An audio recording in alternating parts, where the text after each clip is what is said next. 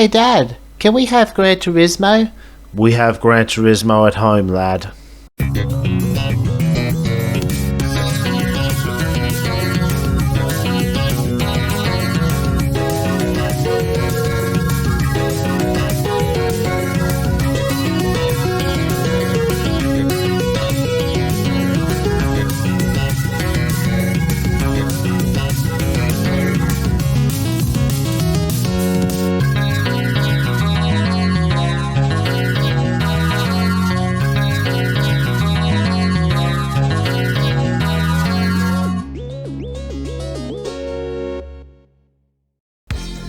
Welcome everybody to Super Woden GP, and you can pretty quickly pick up on the reason why I made the Gran Turismo illusion, because this menu style is looking very GT-ish. Another thing that's very GT-ish is that we have to buy a car at this point, otherwise we won't be able to race. So let's go to the soup store. But I must ask, why am I buying cars at the soup store? No, seriously, why am I buying cars at the soup store? I can't afford anything here. So let's cut to the chase and go through the cars I actually can afford at this part of the game that would be useful. From Cinder we have the Opelium, the car that was actually featured in the intro. Ayala can offer us the 271 Coupe for exactly 4,000 credits. For Nan Wolf we have the Minion, no prizes for guessing what that car is based on. Eileen's offer is the Gordelius, but because I'm a filthy weeb, I'm going to go to Raven and buy the a rats. So yeah, we now have that car in our possession and are ready to race, but before I do I want to show the options just to confirm that I am playing this on the harder of the two difficulties. There's no actual hard difficulty, but normal is plenty challenging, as you will find. Maybe not in the first couple of races though, as I am going to go to the WGP Championships. Before I actually do that though, you can see that each competition has a PP limit. Haha, you said PP. No, it means performance points. In this case it's infinite, but because this is the beginner cup, we'll probably have the highest performing vehicle on the grid.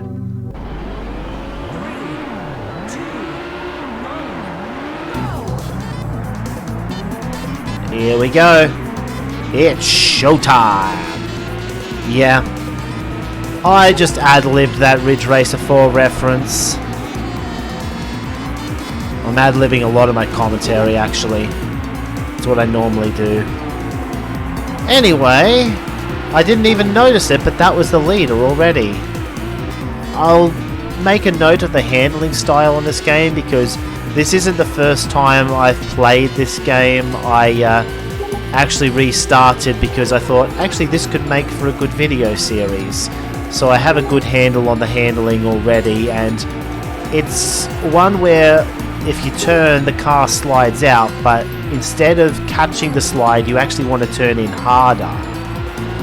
Because if you try to catch the slide, they understeer. The oversteer quickly turns into understeer, as you saw there with the last corner I took.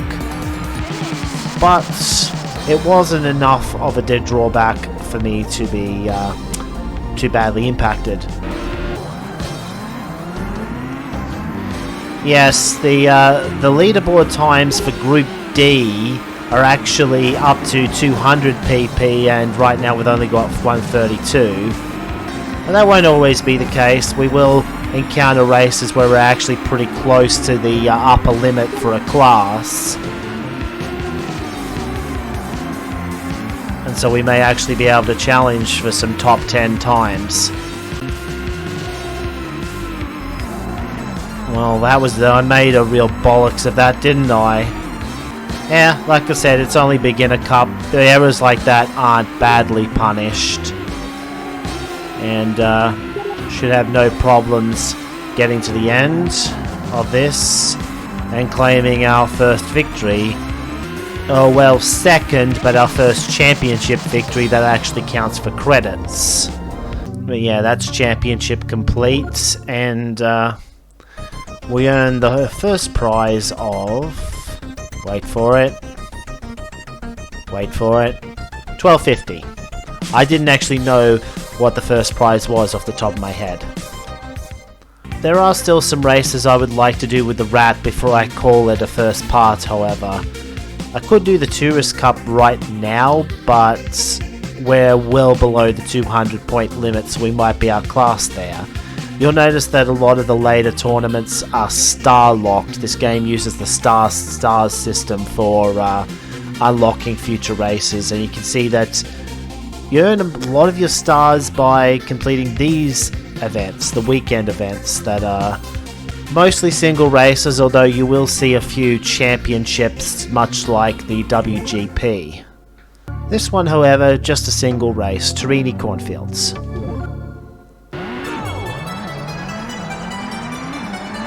And we're off and running once more.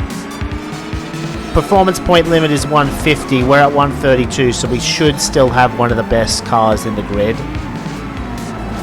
And it looks like that is more or less what is going to happen. We're already going to be challenging the leader. Oh, just overshot that. I was on a tight line, but no problems. And since I was running away with it, much like I was in the Compact Cars Cup, I thought I'd skip ahead.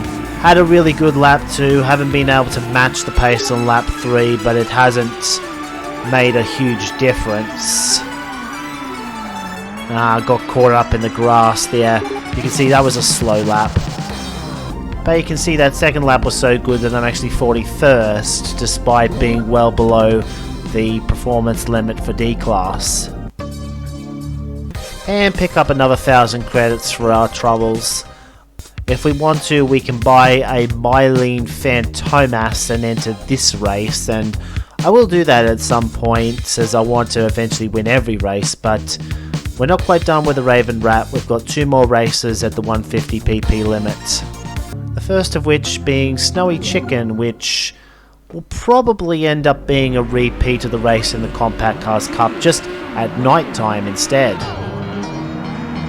Oh yeah, this is a really good song actually.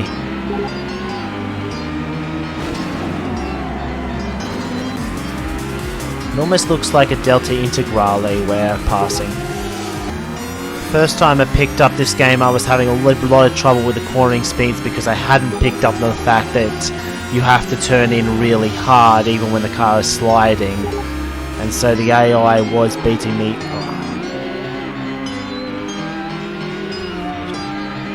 Sorry, got thrown off there by the minor gremlin. And well, I don't have an excuse for that error.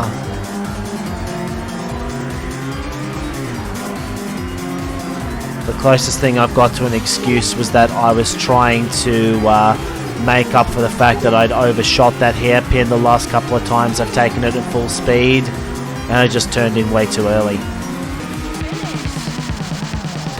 But anyway, that was a victory nonetheless. So pretty much what I predicted at the start of that race. And also you can obtain prize cars as you go along. I think they're based on the number of stars you have won rather than any specific races. But yes, we now have ourselves a Polar. It doesn't have as much performance as the Rat, however, but it could be useful for certain races later on. The Rat's got one more race to do then before we look to drive other cars in the next part, and that is at Matra Hill. Very different looking circuit here. I think it's also a very tight one. 5 laps instead of the usual 2 or 3 that we've been dealing with. 2,500 credits if we win this one. Oh, yeah, it is tight. This could be a trouble actually, especially if I do something like that, trying to overcompensate for being squeezed in. But we've got plenty of time to make up for it. I don't think the competition is that tough here. Just trying to squeeze us on the straight. Well, it's just doing to us what we did to them. We should still be okay to take the lead by next lap.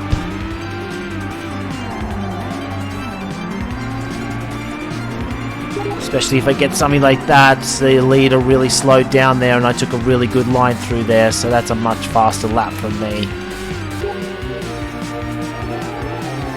So yeah, not as comfortable a win as we've been achieving so far, but managed to get into the groove. I think this is going to be my fastest lap of the race coming through, and by quite some margin. And nothing to really worry about there. So with that money now in the bank, we've made back what we paid for the Raven Rat and then some. But before we go, let's wash it. Because I don't need to get this achievement, I already got it. There is an achievement if you wait until the absolute last minute to wash your car, or just don't wash it at all. But yes, that is the car wash. It is 3, and it makes your cars clean.